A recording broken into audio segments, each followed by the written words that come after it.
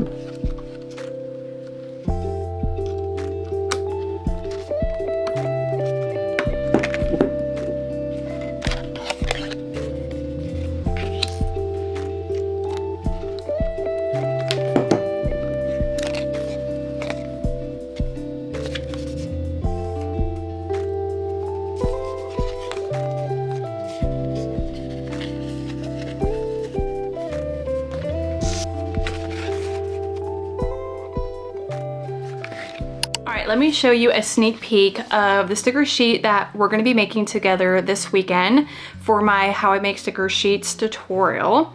So I'm working on a spring design. It's not finished yet. I still need to finish rendering and adding the details to each design, but here it is.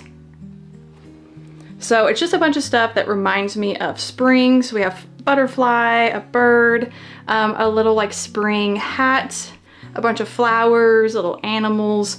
So yeah, that is a sticker sheet that we will be making this weekend. And I will have it, I'm gonna try and have it linked with the video.